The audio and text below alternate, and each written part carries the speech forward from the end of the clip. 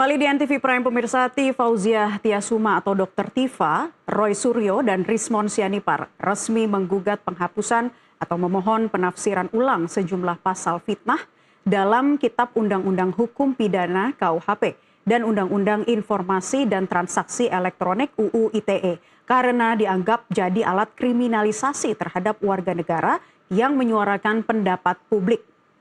Pertanyaan yang muncul kemudian, apakah gugatan Tifa, Roy, dan Rismon murni perjuangan demi kebebasan berpendapat atau sekedar strategi hukum di tengah status tersangka yang mereka sandang? Kita akan bahas bersama para narasumber yang sudah tersambung melalui sambungan Zoom sore hari ini. Ada pemohon 1 uji materi KUHP dan Undang-Undang ITE, Fauziah Tiasuma alias Dr. Tifa. Dan juga narasumber berikutnya, Koalisi Relawan Jokowi plus Prabowo Gibran, David Pajung. Selamat sore para narasumber, Dr. Tifa, Pak David. Selamat sore, Mbak. Selamat sore Pak David. Ya, saya ingin ke Dr. Tifa terlebih dahulu. Dr. Tifa, bisa Anda jelaskan indikator konkret pasal yang menyatakan bahwa menersangkakan Anda, Roy dan juga Rismon ini bermuatan kriminalisasi, bertentangan dengan Undang-Undang Dasar 1945 dan melanggar konstitusi? Ya, baik, terima kasih banyak nih saya diberikan kesempatan ya untuk memberikan penjelasan secara lebih lanjut apa yang kami mohonkan pada sidang Mahkamah Konstitusi. Jadi ini saya sedikit koreksi, saya tidak menggugat. Tapi kami bertiga itu melakukan permohonan judicial review ya, judicial review. Dan pasal-pasalnya tentu saja yang dilaporkan oleh para pelapor ya, termasuk diantaranya adalah mantan Presiden ke-7 Bapak Joko Widodo dan ada 4 laporan polisi yang lain.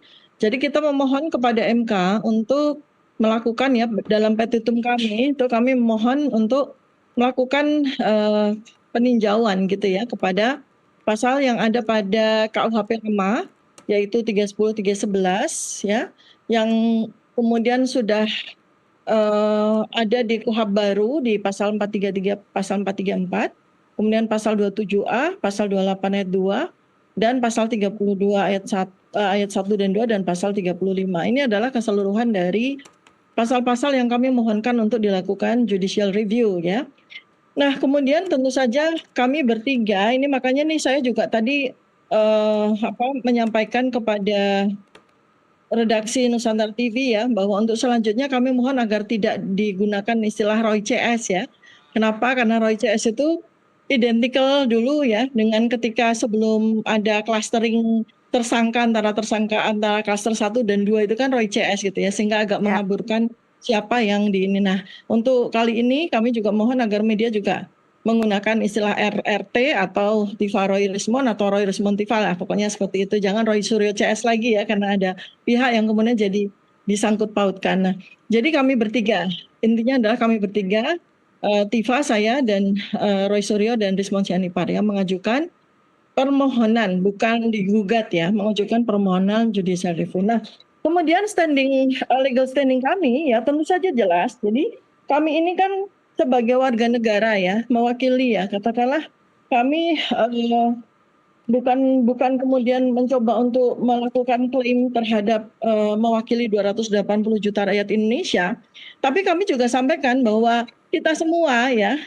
warga negara Indonesia ini kalau seandainya kita tidak memohonkan peninjauan ya kepada MK terhadap pasal-pasal yang selama ini tuh sering ya digunakan untuk mengkriminalisasi para aktivis, akademisi dan sebagainya, sudah ada banyak korban ya kriminalisasi, maka tidak tertutup kemungkinan ya Anda semua ya, termasuk Mbak Naila mungkin, termasuk Pak David Pajung mungkin ya, termasuk siapapun juga itu akan bisa suatu ketika nanti akan mengalami hal yang sama dengan kami. Jadi kami di sini itu duduk sebagai warga negara Indonesia yang apa yang kami lakukan selama ini ya, praktis kurang lebih selama 3 tahun ya, kalau saya pribadi melakukan penelitian khusus ya, observational research saya itu sejak tahun 2022, itu betul-betul karena kita sebagai warga negara Indonesia itu dilindungi oleh hak kita. Jelas ya, dari sejak 80 tahun yang lalu, dari sejak negara Indonesia itu berdiri, kita dilindungi oleh Undang-Undang Dasar 1945, pasal 28 sudah jelas itu ya. Jadi kita standing position kita atau legal standing kita itu jelas bahwa kita adalah warga negara Indonesia yang dilindungi undang-undang untuk melakukan hak kebebasan berpendapat dan sebagainya yang termuat di dalam undang-undang dasar tersebut ya. Jadi itu yang menjadi jelas ya dasar hukum kami untuk melakukan judicial review. Ya, itu Karena jadi menurut Anda dan tersangka lain karena seorang peneliti tidak bisa dikriminalisasi begitu. Dan itu ada di poin Undang-Undang Dasar 1945 dan juga di hak konstitusinya. Oh, bukan kami tidak meminta hak eksklusif sebagai peneliti ya, bukan ya. Kami meminta hak eksklusif sebagai warga negara Indonesia. Ya. Tapi kuasa hukum Anda, Refli Harun, menyatakan bahwa di sini poinnya adalah seorang peneliti tidak bisa dikriminalisasi, Dr. Tifa. Oh ya, salah satu, bukan semuanya. Jadi jelas ya kalau Anda misalnya Mbak Naila itu pegang permohonan judicial review kami secara lengkap ya, ada sekitar 30 halaman ini, maka jelas ya posisi pertama yang membuat kami benar-benar punya legal standing itu adalah sebagai warga negara. Nah, yang kedua adalah kami boleh dianggap begini, kami boleh dianggap menjadi sebuah representasi yang kredensialnya itu jelas, itu sebagai peneliti. Nah, mengapa itu menjadi hal kedua yang penting untuk kemudian kita jadikan sebagai hal sebagai sebuah artefak yang jelas ya, bahwa karena memang kita bisa menjadi sebuah case study. Jadi ini perbaikan yang nanti akan kami sampaikan di mahkamah adalah bahwa ini adalah sebuah case study ya, seorang peneliti. Bagaimana dengan rakyat biasa? Seperti itu ya Mbak Nela? Ya, saya ingin ke Pak David. Pak David, bisa Anda jelaskan pihak pemohon ini merasa dikriminalisasi ya? Pandangan Anda, responnya? Ya, jadi nggak apa-apa, itu bagian dari persepsi dan opini dari misalnya Mbak Tifa dan kawan-kawan lah gitu kan. Itu juga bagian dari hak warga negara dan itu dimungkinkan karena untuk mengajukan permohonan GR ini, judicial review ini memang salah satu legal standing itu adalah representasi atau kedudukannya sebagai warga negara Indonesia. Yang kedua, badan hukum atau misalnya lembaga negara. Jadi itu semua dimungkinkan. Nah, mungkin yang menjadi problem di sini bagi saya dalam kacamata saya adalah karena ada prinsip dalam MK itu walaupun gugatan itu disampaikan oleh person atau seorang warga negara, tetapi kan putusannya itu memberikan dampak yang luas untuk semua, bukan hanya untuk yang bersangkutan. Itu kalau di dalam prinsip di MK atau hukumnya itu agro omnes. Ya berlaku untuk semua. Nah, sehingga di sini kajian yang dilakukan oleh MK itu memang landasannya pertama harus ada batu uji. Batu uji yang dijadikan dasar itu pertama, ini kan judicial review undang-undang ya. Mungkin yang di situ spesifik itu KUHP lama dan yang sekarang sudah ditransfer ke KUHP baru itu di pasal 433, 434 yang dulunya 310, 311 ya. Tetapi karena ujiannya ini judicial review itu adalah menguji undang-undang terhadap konstitusi, terhadap UUD 45. Nah, makanya di sini positioning itu harus batu ujinya jelas, kemudian ada kausalitas ya. Ada kausalitas atau istilah kausal verbon yang harus benar-benar sebab akibat yang berdampak pada konstitusi. Artinya hak-hak konstitusional warga negara itu benar-benar bisa dibuktikan secara valid, secara faktual, spesifik dan akurat bahwa warga negara itu dirugikan. Itu yang kedua. Nah, yang berikut yang sebelum yang penting di sini tadi kan statement Dr. Tifa dan juga teman-teman Dr. Tifa ya bahwa ini bagian dari kriminalisasi peneliti ya, walaupun itu bukan itu yang diujikan di permohonan judicial review ini, tetapi argumen yang dibangun oleh Refli Harun itu juga seperti itu, bahwa seolah-olah ada kriminalisasi menggunakan pasal KUHP ini. Nah, tadi siang kita juga ikuti sudah ada para hakim MK. Jadi tadi argumen bangun itu masih lemah sehingga masih dikembalikan untuk dilengkapi jadi semua. Menurut Anda Pak David ini kriminalisasi atau bukan dari pasalnya yang digugat ini? Oh, jelas kalau pandangan kami enggak sama sekali, karena gini, kriminalitas itu, dikriminalisasi itu kalau memang nggak ada unsur-unsur mens reanya di dalam. Artinya gini, Kalau misalnya Dokter Tipa dan kawan-kawan benar-benar melakukan proses penelitian, pertama kaidah-kaidah ilmiah dari proses penelitian itu harus jelas. Kemudian yang kedua adalah apa yang namanya metodologi penelitian. Apakah dia masuk penelitian kualitatif atau kuantitatif? Kalau bicara objek ijazah itu dia pasti masuk di dalam penelitian kuantitatif karena bicara objek, ya, bukan bicara naratif. Nah, sehingga objek yang akan diuji dalam penelitian kuantitatif itu objek itu harus asli. Nah, kalau yang selama ini diuji oleh teman-teman itu kan sebenarnya objeknya adalah fotokopi, scan, apa segala macam. Sementara objek aslinya belum diuji oleh mereka. Tetapi problemnya adalah sudah menyimpulkan bahwa ijazah Pak Jokowi palsu 99,9%. Kemudian narasi yang disampaikan oleh institusi yang paling berwenang mengatakan asli atau palsu itu yaitu penerbitnya UGM itu menyatakan ini semua nggak ada yang bertentangan dengan hukum, mereka sah dari awal sampai akhir sampai wisuda, ijazah itu diterbitkan secara sah oleh UGM. Ini yang kita maksudkan, nggak ada sama sekali proses kriminalisasi di dalam. Karena apa? Di dalamnya itu ada 700 lebih alat bukti yang dikumpulkan oleh penyidik, ya. Kemudian ada saksi ahli, saksi-saksi pendukung itu 100 lebih, saksi ahlinya ada 23 kalau nggak salah kemarin. Sehingga memang ada penetapan tersangka yang memang berdasarkan fakta-fakta dan bukti-bukti akurat dari hukum. Karena di dalam proses pidana itu, kekuatan hukum pidana itu adalah proses bukti, validasi bukti. Nah, bukti yang dikumpulkan oleh penyidik itu sangat kuat. 2 alat bukti saja itu sudah cukup. Sementara ini alat buktinya lebih, ada 700 bukti-bukti pendukung dan saksi. Demikian, jadi nggak ada istilah kriminalisasi di situ. Itu menurut kami, ya.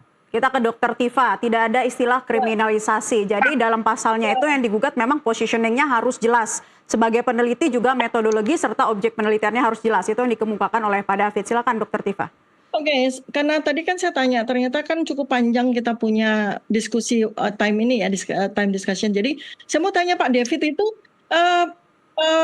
lawyer ya, lawyer atau bukan ya? Saya bukan lawyer, tetapi saya juga ya, Pak David, bagian dari. Kalau lawyer atau pakar hukum saya malah belajar gini ya. Jadi saya mau tahu dulu Pak background-nya apa? Ya. Saya bukan lawyer, tetapi saya belajar hukum, Mbak. Saya alumni Lemhanas, ya, PPRA, dan di sana ada kajian hukum. Saya bukan lawyer, status saya bukan lawyer. Oh, background pendidikannya apa ya, Pak David ya? Kalau boleh tahu. Saya dari sosiolog, teknik dan sosiolog, teknik dan juga saya belajar hukum. Saya belajar hukum, tapi saya bukan lawyers itu. Oke, belajar hukumnya sudah selesai. Artinya gini, saya mau coba kita ini sama-sama punya legal standing apa yang sesuai apa tidak ya untuk menyatakan tentang pasal-pasal begitu ya. Jadi ternyata kan ternyata kan Pak David bukan sarjana hukum, bukan lawyer ya. Artinya di sini pun saya juga bukan lawyer. Oke. Jadi di sini tuh kita tidak berangkat dari membicarakan tentang pasal-pasal ya. Jadi di sini saya mungkin mengharapkan Mbak Naila itu kita sama-sama, ini kan saya awam dalam hukum karena itu saya punya penasehat hukum Bala RRT, dan Pak David ini juga orang awam dalam hukum. Jadi tidak punya legal standing juga untuk menyatakan pasal-pasal ya. Jadi maka kita berangkat supaya diskusi ini bermakna edukasi kepada masyarakat ya, bahwa saya kembalikan lagi bahwa kita masyarakat itu kalau tidak punya kasus itu selalu lupa bahwa kita sebagai warga Indonesia itu betul-betul luar biasa loh ya, dilindungi oleh Undang-Undang Dasar 1945 yang sangat kokoh, 80 tahun ya. Oleh karena itu maka kita jelas sekali punya hak eksklusif sebagai warga negara untuk melakukan berkomunikasi, memperoleh informasi, melakukan pengkajian, mencari dan sebagainya, dan itu dilindungi oleh undang-undang. Nah, itu persoalannya adalah ketika kemudian ada pasal-pasal, ya ini tentu saja para penasihat hukum kami, para pakar hukum ya, kami juga menggunakan para ilmuwan hukum ya, para profesor, para doktor, itu juga yang kemudian menyampaikan bahwa pasal-pasal yang dikenakan oleh pelapor ya Pak Joko Widodo dan para pelapor itu pasal-pasal yang bersyarat muat sekali dengan penuh dengan muatan kriminalisasi begitu ya. Oleh karena itu maka kita menghadap kepada Mahkamah Konstitusi. Nah, itulah warga negara ya. Itulah warga negara. Kita menghadap kepada Mahkamah Konstitusi untuk melakukan judicial review. Kenapa? supaya pasal-pasal itu tidak lagi dikenakan, tidak lagi menjadi korban warga negara yang lain ya. Seperti Pak David Kajung kalau suatu ketika nanti bisa saja mengalami kriminalisasi. Ini sekarang aja enggak atau belum gitu ya. Jadi itu. Nah, sekarang saya mau sampaikan ya bahwa kita jelas sekali batu ujinya itu jelas ya. Ini kemarin kami belajar Pak David kan belum pernah ke MK ya. Saya belajar dari Profesor Saldi Isra bahwa ada batu uji. Saya juga belajar dari para ilmuwan hukum. Ada batu uji, yaitu apa? Pasal 28 Undang-Undang Dasar 1945 itu batu uji. Landasan dasarnya sangat kokoh, sangat kuat, 80 tahun dilindungi oleh Undang-Undang. Itu pasal 28 Ya. coba Mbak baca. Batu Nah, uji pasal kemudian, 28 itu. ya, oke, itu batu Baca ujinya ya juga. kalau kita bicara tentang batu uji. Nah, kemudian Coba. kita angkat dari problematika yang ada pada persoalan mengapa seorang peneliti seperti kami itu dikriminalisasi, maka area untuk kita diskusi itu bukan area hukum. Ya, yang ditunggu-tunggu oleh para termul adalah sidang. Oh, salah besar. Areanya adalah area ilmiah. Kenapa? Karena kami menggunakan kajian ilmiah berbasis metodologi yang kokoh dan kuat. Sekarang siapa yang memastikan bahwa karya kami yang sudah kami publikasikan dalam buku Jokowi's White Paper ini itu kokoh kuat secara metodologis? Yang melakukan bukan kami, Mbak Naila. Yang melakukan adalah para guru besar, para profesor, para doktor yang menjadi ahli kami yang sudah berangsur-angsur sudah hadir di Polda Metro Jaya, dan insya Allah besok ada seorang begawan, ada seorang guru besar, Profesor Din Syamsuddin, dan tidak kurang juga Komjen Wakapolri Indonesia, Pak Jenderal Ugroseno, itu juga menjadi ahli kami. Dan kemarin sudah ada 11 guru besar dan para doktor itu yang memastikan bahwa apa yang kami lakukan sebagai peneliti itu jelas, kokoh, kuat secara metodologis. Nah, itu ya. Oke. Jadi areanya itu ada di situ. Polda Metro Jaya tentu saja itu juga menggunakan ahli. Maka kita bicara dalam konteks ilmiah, bukan dalam konteks hukum. Ini dulu yang diuji. Ya. Ya, ini dulu yang diuji. Oke. Itu tadi penjelasan Dr. Tifa. Nah, Bang David, jadi penelitiannya sudah kemudian ini banyak didukung oleh tokoh-tokoh besar ya. Katanya memang penelitiannya, metodologinya, dan objek penelitian juga ilmiah. Nah, tapi tadi balik lagi, walaupun Anda bukan orang hukum, tapi Anda mengerti betul mengikuti kasus ini dan juga apa yang kemudian ingin Anda sanggah terkait dari kriminalisasi itu tadi.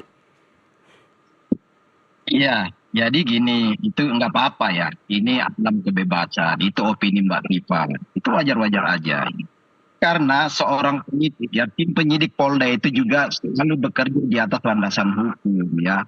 Alat-alat bukti, makanya proses penyidikan kemarin berbulan-bulan karena juga Polda tidak ingin gegabah menentukan mereka ini sebagai tersangka. Makanya saya katakan, sebenarnya dalam hukum pidana itu 2 alat bukti cukup untuk mentersangkakan orang yang ditopang oleh mens rea, dugaan bahwa di situ ada niat jahat sejak dini. Niat jahat itu adalah fitnahan di situ. Jadi kalau misalnya mengatakan bahwa ini proses penelitian ilmiah, ada 2 hal. Satu, dari sisi kaidah ilmiah saja tidak memenuhi unsur-unsur ilmiah di situ. Karena tadi saya katakan penelitiannya adalah penelitian kuantitatif. Metode Pak David kuantitatif. ilmuwan bukan? Pak David ilmuwan bukan? Ahli metodologi bukan? Mengerti tentang digital forensik bukan? Mengerti tentang neuroscience perilaku bukan? Kalau memang bukan, Anda tidak punya hak untuk melakukan pendapat. Anda tidak punya hak untuk melakukan pendapat, untuk menyampaikan pendapat tentang ilmu kami. Yang punya hak untuk melakukan opini terhadap ilmu kami adalah para ilmuwan, para guru besar, para profesor, para dokter. Anda sama sekali tidak punya apapun legal standing Anda untuk bicara tentang ilmu kami. Oke, Itu harus jelas. Sebentar. Harus tegas ya. Kita dengarkan Pak David dulu ya. Ini ada hal yang ingin disampaikan ini katanya terkait metode penelitiannya kan peneliti kok kuantitatif. Nah, beliau ini sosiolog kan katanya ya. Supaya kita memberi pendidikan yang baik bagi warga yang menilai, Mbak. Anda punya opini, saya punya opini. Nah, jadi kita sama-sama orang berangkat dari kampus. Saya juga master, Mbak. Saya pendidikan Lemhanas. Iya. Jadi kita nggak apa-apa diskusi, jangan saling motong. Jadi saya bilang berdasarkan kaidah hipotesa nggak ada di dalam penelitian ini, nggak ada hipotesa yang Anda bangun. Variabel-variabel yang ada di dalam proses penelitian ilmiah itu nggak ada, ya. Tiba-tiba bunyi. Lalu kemudian baru sekarang mencari alat bukti ke KIP, ke KPUD, ke KPU pusat, ya. sudah melakukan statement kesimpulan awal baru mencari bukti-bukti pendukung, itu semua menyalahi kaidah-kaidah penelitian ilmiah. Makanya saya bilang, kalau kaidah ilmiah benar-benar terpenuhi, maka nggak mungkin Anda menjadi tersangka, pasti SP3. Nah, masalahnya sekarang kan karena pertama, dua hal untuk menjadikan orang tersangka. Satu, ada mens rea, ada niat jahat yang dibuktikan oleh alat-alat bukti, saksi pendukung, saksi ahli. Yang kedua adalah ada namanya actus reus. Actus reus itu adalah perbuatan jahatnya menurut penyidik, ya. Jadi dua unsur ini menurut penyidik terpenuhi untuk mentersangkakan seseorang. Nah, itulah yang jadi kalau dikatakan unsur kriminalisasi di dalamnya, nggak ada sama sekali terpenuhi unsur kriminalisasi. Bahwa Anda ingin menggugat KUHP lama maupun KHP baru tahun 2023, monggo. Menggugat misalnya Undang-Undang ITE, monggo. Itu dibuka ruang ke MK, ya. Dan sekarang kan tadi sudah disampaikan sidang pertama oleh MK. Tidak ada memenuhi unsur-unsur yang seharusnya diloloskan untuk judicial review. Makanya diminta lengkapin dulu karena kajiannya lemah, kemudian batu ujinya lemah, kausalitasnya juga nggak memenuhi, makanya diminta untuk melengkapi semua, kan masih diminta melengkapi kan. Jadi itu semua silakanlah opini, tetapi semua proses hukum juga berjalan. Nah, saya bilang pasal 28 UUD 45 soal kebebasan berserikat dan berkumpul dijamin undang-undang, tetapi dia bunyi dalam pasal 28J juga bunyi bahwa hak-hak orang di sebelah untuk tidak dinista, tidak difitnah, tidak dipojokkan oleh kebebasan Anda itu dilindungi oleh undang-undang. Makanya Pak Jokowi menggunakan hak dia sebagai warga negara yang hak-hak pribadinya, hak asasinya itu dinistakan oleh apa yang Anda anggap sebagai penelitian yang menuduh. Dr. Tifa, Roy dan Rismond juga menggunakan hak konstitusional sebagai warga negara yang sah dalam menggugat pasal-pasal ini, Bang Pak David. Iya, oke. Saya kesempatannya nggak jawab. Oke. Silakan, boleh Dr. Tifa, silakan. Saya ya biar masyarakat juga jadi teredukasi ya. Pertanyaan tapi tidak perlu dijawab. Boleh dijawab, boleh enggak. Pak David udah baca buku Jokowi White Paper? Nggak perlu saya baca itu. Oh, belum. Nah, kalau belum, dari mana Anda bisa menyatakan Anda tidak punya legal standing, Anda tidak punya, pelapor Anda bukan, sarjana hukum bukan, baca buku Jokowi White Paper tidak. Itu artinya Anda sama sekali tidak punya legal standing memberikan opini apapun, Mbak Naila. Jadi tolong ya, supaya kita jelas legal standing. Dan kemudian Anda tadi menyatakan juga memberikan opini tentang metodologi. Saya tanya, Anda ahli neuroscience bukan? Bukan. Anda ahli digital forensik juga bukan. Anda ahli telematika bukan. Anda adalah seorang sosiolog. Dari mana dasar ilmu Anda untuk melakukan opini ya bahwa apa yang kami lakukan ini tidak ilmiah? Dari mana? Anda tidak punya ilmunya sekali. Sekali lagi, Anda bukan pelapor, Anda bukan sarjana hukum, Anda belum membaca satu halaman pun dari buku karya kami, Anda bukan neuroscience, Anda bukan digital forensik expert, dan Anda bukan ahli telematika. Anda tidak punya legal standing sama sekali untuk menyatakan opini kami. Maka Mbak Naila, ayo kita berangkat kembali kepada soal judicial review. Ya, saya mau sekali lagi kepada rakyat Indonesia bahwa yang kami lakukan bukan menggugat. Yang kami lakukan adalah melakukan permohonan judicial review. Kata-kata dalam hukum, ini kami belajar. Saya orang awam hukum, saya belajar. Kata-kata dalam hukum sangat penting. Gugatan tidak sama dengan permohonan. Kami melakukan petitum kami adalah melakukan permohonan untuk mereview secara judicial terhadap pasal-pasal yang ditersangkakan kepada kami. Jelas ya, seperti itu. Dr. Tifa, ini mau membatalkan norma pasalnya atau hanya meminta tafsir yang lebih ketat sih? Ya, yang udah jelas adalah bahwa ahli pakar Undang-Undang ITE yang merupakan salah satu pembuat Undang-Undang ITE itu menjadi ahli kami yang sudah diperiksa di Polda Metro Jaya, yaitu Profesor Henry Subiakto, ya, dan di antara 3 RRT ini juga ada satu orang, yaitu Mas Roy Suryo yang juga menjadi pembuat Undang-Undang ITE. Kita berangkat kepada pendapat dari Profesor Henry Subiakto. Jadi pasal-pasal yang dikenakan kepada kami, ini pasal-pasal yang seringkali disalahgunakan, ya. Oke. Seringkali disalahgunakan, dan memang kalau kita bicara mens rea, kita bicara actus reus, adalah orang yang jelas-jelas menggunakan pasal-pasal yang sangat besar ini. 8 tahun, 12 tahun, itulah yang punya mens rea. Itulah yang punya actus reus. Kalau kita bicara soal itu, kita meminjam istilah hukum. Yang jahat itu adalah orang yang ingin mengkriminalisasi orang yang sedang menggunakan, warga negara rakyat yang sedang menggunakan hak-hak konstitusionalnya. Itu yang jahat itu. Nah, sekarang kalau saya mau kembali, sebentar Pak David ya, saya mau kembali kepada persoalan sebab musababnya, etiologinya itu apa? Etiologinya itu adalah soal ijazah. Untuk selembar ijazah, mengapa harus butuh 709 dokumen itu loh?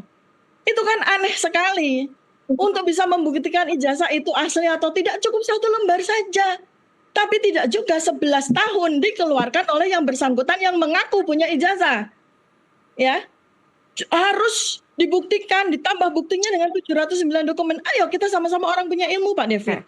Sama-sama orang yang, ya, jadi kita sama-sama, mana mungkin ya, 1 lembar ijazah harus didukung oleh 709 dokumen yang lain. Ya. Baik. Pak David, apa sih tadi yang menguatkan opini Anda bahwa dalam penelitiannya dari RRT ini ada niat jahat? Ya, ada niat jahat karena mereka sudah state di depan ijazah Pak Jokowi itu palsu, baru mencari bukti. Itu saja kaidah ilmiahnya nggak terpenuhi, sama sekali nggak terpenuhi. Makanya kalau dibilang baca buku white paper, nggak ada pentingnya itu, karena buku itu dibuat untuk legitimasi, ya, membuat legitimasi seolah-olah mereka ini peneliti, seolah-olah, ya. Jadi makanya saya katakan nggak ada pentingnya untuk masyarakat membaca itu, karena di dalamnya ada niat jahat di situ, mens rea. Yang berikutnya adalah kalau bicara kaidah penelitian kuantitatif, itu ada di dalam yang namanya etis tidak merugikan orang lain. Nah, di sini kan merugikan seorang Pak Jokowi.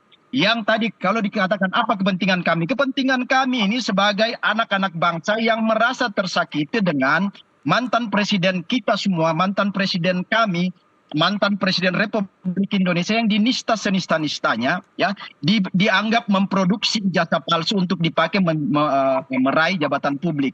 Bahkan UGM, ya, institusi sekelas UGM, salah satu kampus terbaik yang dimiliki Republik ini, identitas bangsa ini, benteng peradaban ini dinista seolah-olah UGM itu memproduksi ijazah palsu.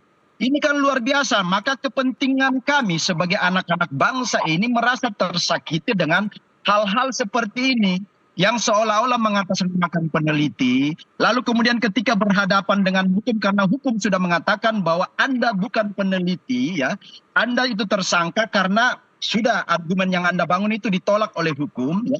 Makanya silakan nanti masuk bertarung di proses persidangan. Itu tidak masalah. Sekarang Anda melakukan judicial review itu nggak masalah, itu hak Anda, silakan. Makanya kita akan menguji semua. Semua Anda sudah masukin semua. Ancaman KIP sekarang, KIP rekomendasi untuk Anda bersama teman-teman, khususnya Pak Bonatua, untuk mendapatkan salinan yang dimiliki KPU. Itu membuktikan bahwa penelitian Anda ketika itu tidak berdasarkan data dan fakta faktual asli, berdasarkan kaidah penelitian ilmiah dalam metodologi penelitian kuantitatif. Anda nggak memenuhi itu hipotesa. Pak David, ini opini Anda pribadi atau dari mana Anda bisa mengatakan bahwa penelitiannya ini tidak ilmiah sih? Loh, kita semua kan belajar metodologi penelitian. Dari S1, S2, S3 semua orang belajar metodologi penelitian, ya. Jadi metodologi penelitian itu semua ada kaidah-kaidah ilmiahnya, dan itu nggak terpenuhi sama sekali. Masa sebuah penelitian sudah menyimpulkan di awal baru mencari bukti pendukung di belakang? Itu kan nggak benar. Kalau itu hipotesa awal, ya, hipotesa itu kan dugaan awal yang harusnya Anda buktikan di belakang berdasarkan data dan fakta faktual. Makanya kalau kriminalisasi peneliti dari mana? Kemudian status Anda, status seorang peneliti itu, ya, daftar, punya sertifikasi di Badan Nasional, sertifikat, ya. Pak David ini lagi berhalusinasi. Ini semua bagi kita adalah proses pembunuhan terhadap publik yang seolah-olah mereka ini peneliti yang dikriminalisasi, status mereka tersangka. Nah, jadi sekarang ini hukum akan potong saya ketawa aja ya, soal lucu banget. Ya, silakan nanti ini Dokter Tifa ya bersama teman-temannya menghadapi proses hukum karena Aduh, dengan orang berhalusinasi. benar ya. Proses Anda benar atau salah itu adalah hukum. Bukan Anda memojokkan Pak Jokowi seolah-olah Pak Jokowi ini orang yang memalsukan ijazah.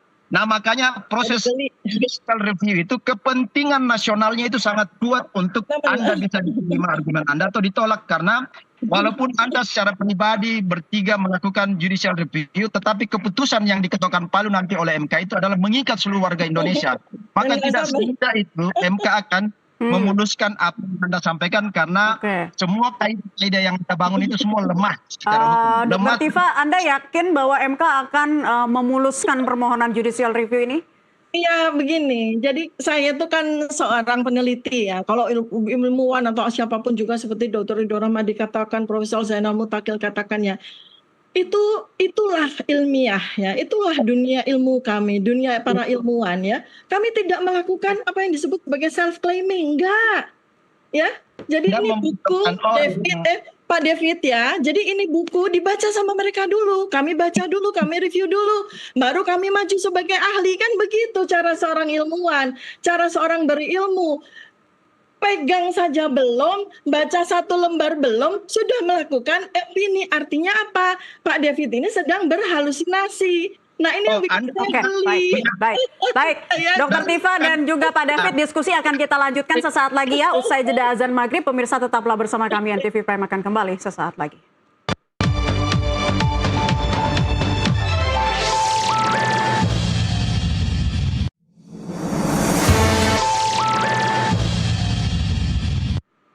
Kembali di NTV Prime, pemirsa masih membahas mengenai RRT ya yang mengajukan permohonan judicial review ke MK. Nah, saya akan kembali ke Dr. Tifa. Tadi kita sudah bahas mengenai pasal-pasalnya ya. Tapi dokter, dari 3 pasal KUHP dan 5 pasal Undang-Undang ITE yang dimohonkan ke MK, ini pasal mana sih yang paling dianggap merugikan warga negara? Ya, artinya 6-6-nya ini jelas merugikan kalau tidak digunakan pada tempatnya. Ya, terutama Undang-Undang ITE. Jadi Profesor Heni Subiakto juga sampai 2 hari ya memberikan kuliah di Polda Metro Jaya itu ya. 2 hari loh beliau itu memberikan kuliah di Polda Metro Jaya untuk agar Polda Metro Jaya itu hati-hati sekali di dalam menggunakan pasal ini. Hati-hati, agar hati-hati. Jadi ini para profesor, para guru besar, para doktor itu sengaja kami hadirkan agar para penyidik ya, pemeriksa di Polda Metro Jaya itu juga belajar sama-sama gitu. Jadi itulah kerendahan hati orang-orang yang memiliki ilmu ya. Satu, kita hanya menyatakan pendapat kita tentang ilmu yang memang kita sama-sama kuasai. Jadi kalau kita tidak punya ilmu ya jangan punya pendapat. Saya nggak punya ilmunya Pak David, maka saya nggak punya pendapat. Saya tidak berhak untuk menyatakan opini saya tentang ilmu yang dimiliki Pak David.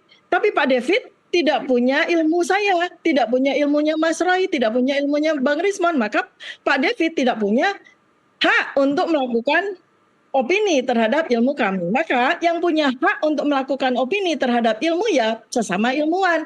Guru saya, guru besar saya, Profesor Zainal Mutakin dalam bidang neuroscience, yang bicara bahwa ternyata apa yang dilakukan, penelitian yang dilakukan oleh Dr. Tifa itu sah secara metodologi neuroscience ya. Begitu juga dengan Dr. Ridho Rahmadi, begitu juga dengan Profesor Tono Saksono sebagai ahli digital forensik ya. Mereka mengatakan bahwa penelitian apa yang dilakukan oleh Pak Rismon Sianipar dan Pak Roy Suryo itu sah secara metodologi. Jadi seperti itu yang seharusnya menjadi sebuah budaya bagi masyarakat Indonesia. Jadi jangan belum apa-apa disidangkan, belum apa-apa dipenjarakan dan segala macam. Itu khas dari para termul yang tidak punya otak. Pak David, kita sama-sama punya otak, kita sama-sama punya ilmu. Jadi janganlah mengikuti kelakuan-kelakuan dari para termul yang tidak punya kecerdasan itu ya. Jadi kita sama-sama orang cerdas. Pak David orang cerdas, master dalam bidang teknik luar biasa. Jadi kita sama-sama orang cerdas itu. Dengan segala kerendahan hati kita sama-sama menghargai ilmu kita masing-masing. Saya sarankan Pak David, Anda membaca ini bukunya luar biasa menyenangkan loh Pak, walaupun 700 halaman ya. Oke, sekarang saya balik lagi kepada petitum kami. Jadi, berdasarkan masukan dari Profesor Henry Subiakto dan para ilmuwan hukum ya, para ilmuwan hukum bukan hanya praktisi hukum yang ada pada penasihat hukum kami, yang paling berbahaya itu ya selain dari pasal-pasal tentu saja semacam pasal-pasal pencemaran nama baik itu udah nggak masuk lah ya. Tetapi yang berbahaya itu adalah pasal-pasal yang terkait dengan Undang-Undang ITE ini terutama ya Pak, paling sering disalahgunakan oleh penguasa untuk melakukan abuse of power terhadap orang-orang yang dianggap tidak sesuai, tidak selaras ya terhadap apa yang menjadi kepentingannya dia, kan itu. Termasuk juga dalam kasus ini kalau Dokter Tifa melihatnya ada abuse of power di sini. Iya, tentu saja. Coba kita tanyakan Pak David ya. Pak David, gimana Pak David terhadap pasal Undang-Undang ITE yang dikatakan sangat berbahaya ini jika memang tidak digugat? Ya, berbahaya. Undang-Undang ITE, Undang-Undang KUHP itu berbahaya bagi para pelaku-pelaku kejahatan. Sudah pasti itu. Karena di Republik ini adalah berdasarkan hukum ya. Jadi siapapun yang melakukan pelanggaran hukum ya, melakukan penistaan terhadap hak-hak asasi martabat orang lain pasti akan berhadapan dengan hukum. Maka di mata mereka orang-orang yang melakukan kejahatan akan menganggap proses penegakan hukum itu adalah berbahaya bagi mereka. Ya, iya pasti itu. Orang yang melakukan kejahatan pasti akan menolak proses-proses hukum. Nah, itu yang dibangun argumen oleh orang-orang yang sudah tersangka ini. Nah, kemudian selalu bahasanya termul-termul ya. Memang kami termul-termulia ketimbang disebut sebagai terjal, ternak dajal. Dajal itu selalu menista orang lain, menciptakan kekisruhan ya, makanya terjal. Jadi gini, kalau Anda bisa membangun opini-opini yang selalu memojokkan orang, itu akan berbalik ke Anda ya. Proses pendidikan itu Mbak, saya sampaikan ya, itu nilai-nilai universal. Di dalam pendidikan itu ada nilai kebaikan, nilai penghargaan pada hak asasi orang lain, menghormati keberadaan orang lain, tidak memojokkan dan memfitnah orang lain, menista orang lain, bahkan sampai ke kuburan orang tua Pak Jokowi pun didatangin, seolah-olah itu bagian dari penelitian ya. Ini semua argumen-argumen proses pembodohan, manipulatif, lalu kemudian membangun legitimasi formal untuk memenangkan opini bahwa seolah-olah mereka ini dikriminalisasi. Bagaimana mungkin dikriminalisasi ya? Para ahli-ahli yang didatangkan oleh penyidik itu, kalau tadi dikatakan ada ahli mereka 1-2. Penyidik mendatangkan ahli untuk menetapkan tersangka itu 23 ahli. Didukung oleh 120 lebih saksi-saksi pendukung. 700 alat fakta-fakta hukum itu menjadi penguatan bagi penyidik untuk mentersangkakan mereka. Jadi kalau dibilang ini kriminalisasi, kriminalisasi itu kalau tanpa bukti, tanpa fakta, tanpa data, tanpa saksi, Anda ditersangkakan, itu baru namanya kriminalisasi. Tetapi yang saya katakan tadi, mens reanya, niat jahatnya itu sudah dibaca oleh penyidik. Kalau enggak, Anda pasti SP3, akan dibebaskan. Jadi silakan nanti menghadapi proses persidangan. Itu yang pertama. Yang kedua adalah proses melakukan uji judicial review ya. Itu bagian dari proses untuk menguji undang-undang terhadap konstitusi Republik ini. Terhadap UUD 45. Apakah undang-undang yang diuji itu bertentangan dengan UUD 45? Apakah itu kepentingan-kepentingan kemaslahatan rakyat yang akan diuji, bukan pada kepentingan mereka sebagai tersangka? Maka itu semua sudah terbaca oleh hakim konstitusi. Makanya tadi sudah dikatakan bahwa ini nggak lengkap, batu ujinya nggak lengkap, kausalitasnya nggak memadai, ya. Kemudian tidak memenuhi unsur-unsur pelanggaran atau berbenturan dengan konstitusi tertinggi. Karena ini bukan kepentingan masyarakat Indonesia, tetapi kepentingan para terdakwa. Sebenarnya itu poinnya. Jadi kita lihat aja lah ke depan. Jadi jangan selalu menyalahkan seolah-olah hukum itu nggak adil. Ya nggak adil bagi para orang-orang yang memang berat problemnya, karena mereka ini bagian dari yang ditersangkakan. Jadi silakanlah bangun opini itu. Jadi kalaupun Anda menyerang kami ya, selalu nyerang sebagai termul apa, kami memang orang-orang termulia karena kami berjuang atas nama nilai-nilai universal ya, nilai-nilai kebaikan ya. Anda selalu lawan. Silakan, batu ujinya itu ada di persidangan. Dokter Tifa tadi Anda kan katakan memang untuk judicial review ini adalah untuk kepentingan warga negara Indonesia ya, 280 juta warga negara Indonesia lebih. Tapi kata Pak David untuk kepentingan para terdakwa. Iya. Ya, saya ya. Ya. Baik Pak David, saya tuh kan tadi memuliakan Anda loh Pak, meninggikan Anda loh. Anda tuh master kan, sosiolog gitu. Kan sama-sama kita punya orang. Kalau Anda memuliakan, akan kembali Anda termuliakan. Loh, itu Pak, aja hukumnya. Sebentar, ini Bukankah kau Giliran saya, loh, giliran saya. Kalau Mbak maksudnya baik, kembalinya baik loh. Nah, giliran saya bicara boleh. Giliran saya bicara boleh. Giliran saya bicara, iya. Kan saya tadi tuh memuliakan Anda, meninggikan Anda, mengakui memuliakan Anda, ya kan? Maka saya bilang, Pak, jangan berkelakuan seperti termul-termul. Maksud saya kan Anda tuh saya anggap bukan bagian dari termul. Lah kok malah Anda merendahkan diri, Anda menganggap diri Anda termul tuh gimana sih, Pak? Oke. Terminologi termul Anda apa itu? Ya udah, pokoknya udah. Kita di sini bahas judicial review, bukan bahas soal termul. Makanya kalau jadi maksud saya, karena Anda master, karena Anda seorang sosiolog, maka Anda itu tidak layak menjadi termul. Anda orang cerdas tidak layak menjadi termul, gitu kan ya. Lalu saya muliakan Anda, termul ya emang kita ini termul ya Mbak, termul ya kami ini, karena kami memperjuangkan nilai-nilai kebaikan universal, adab bangsa ini, adab anak-anak bangsa ini, yang menghargai hukum. Boleh ya, ini tinggal 3 menit. Boleh, silakan Dokter Tifa. Silakan. Iya Pak, aduh Anda tuh hebat sekali, masa mau jadi termul sih Pak. Oke ya, jadi gini, persoalan besar ini sama sekali bukan hanya persoalan kami Pak David Pajung yang saya hormati, saya muliakan, ya, dan seluruh masyarakat Indonesia. Kami itu dari sejak awal, ya ini udah mau ulang tahun ini ya. Kasus ini udah mau ulang tahun nih, besok April tepat 1 tahun nih kan. Kita sama sekali nggak ada pedulinya Pak dengan persoalan-persoalan yang nggak ada. Kita ingin menegakkan kebenaran, kita ingin menegakkan keadilan agar presiden-presiden yang buruk terjadi selama 11 tahun ini ya, dengan ditersangkakan orang yang tidak bersalah, dipenjarakannya bertahun-tahun orang yang tidak bersalah, dan selembar ijazah itu sampai dengan hari ini sama sekali tidak dimunculkan oleh yang bersangkutan. Ya, makanya jadi Polda kan? Kan bukan begitu, katanya mau ditunjukkan di pengadilan, udah ditunjukkan. Sidang nanti toh? Kan udah tunjukkan, bukan sidang, salah Pak. Makanya nih kita belajar hukum sama-sama ya. Yang namanya dokumen ijazah itu pembuktiannya itu bukan di pengadilan pidana seperti itu, bukan ya, tapi di pengadilan PT UN. Ya, karena Anda seperti Profesor Mahfud MD sampaikan, seperti Profesor Jimli Asidiki sampaikan, 2 guru besar hukum, pegawai hukum, Pak, ya, menyatakan ya bahwa tidak ada orang yang bisa diadili ya kalau ijazah ini tidak diuji dulu di sidang, dibuktikan dulu keasliannya di sidang, bukan sidang besok, bukan. Yang tidak pernah ada itu, bukan di sidang dokumen, yaitu sidang PT UN yang sekarang ini sedang diupayakan oleh teman-teman di Solo untuk CLS, di mana berkali-kali yang bersangkutan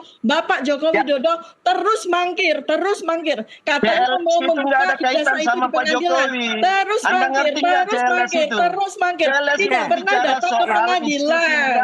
Oke. Personal CLS itu soal peran institusi negara, nggak ada hubungan dengan Pak Jokowi di CLS, Mbak, nggak ada. Itu gugatan terhadap peran institusi negara, lembaga-lembaga negara, ngerti nggak? Anda itu saya muliakan, malah merendahkan diri jadi termul. Dengan Pak Jokowi di situ. Gimana sih ada orang aku jadi termul? Aduh Pak, Master Anda sayang. Anda sayang banget. Kembali tadi Dokter Tifa yang dikatakan kalau Pak Jokowi selalu mangkir itu ya. Coba silakan jelaskan Dokter Tifa. Nah, sih kan dari sejak awal, sejak tidak ada Pak Jokowi pengurusan di situ. Sejak itu lembaga negara, Mbak. Yang digugat itu peran lembaga negara. Pak Master Teknik jangan berkelakuan seperti itu. Ini giliran saya bicara, woi. Monggo Bu Dokter, monggo. Aduh.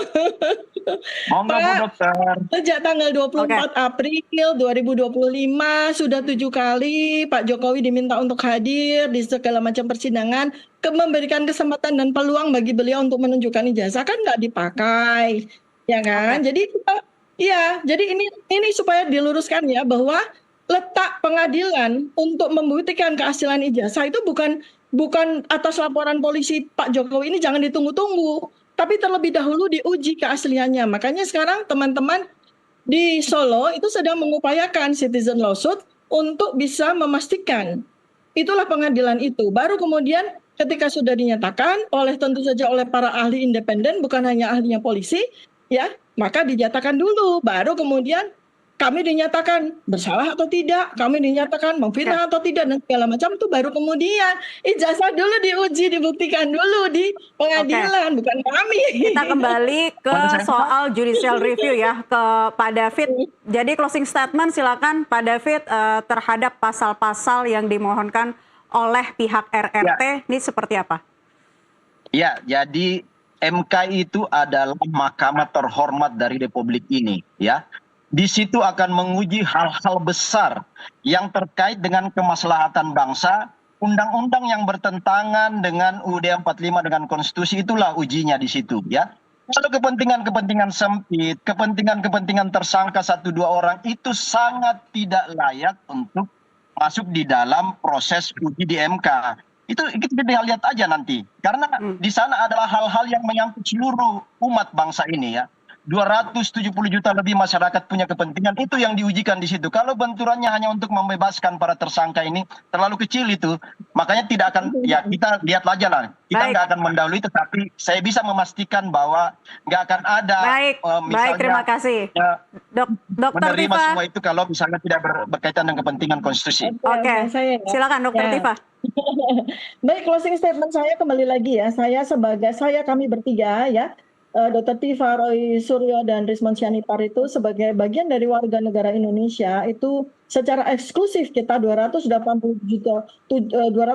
juta rakyat Indonesia itu secara eksklusifly itu dilindungi oleh Undang-Undang Dasar 1945 pasal 28. Ya, bahwa setiap orang berhak dan atas kebebasan berserikat, berkumpul dan mengeluarkan pendapat serta berkomunikasi, memperoleh informasi, melakukan pencarian, perolehan, memiliki, menyimpan, mengolah, dan menyampaikan informasi, ya, itu jelas 80 tahun. Oleh karena itu maka ketika kami mengalami kriminalisasi dengan pasal-pasal yang disalahgunakan ini, maka tentu saja kami memohon kepada mahkamah yang termulia di negara ini, yaitu Mahkamah Konstitusi.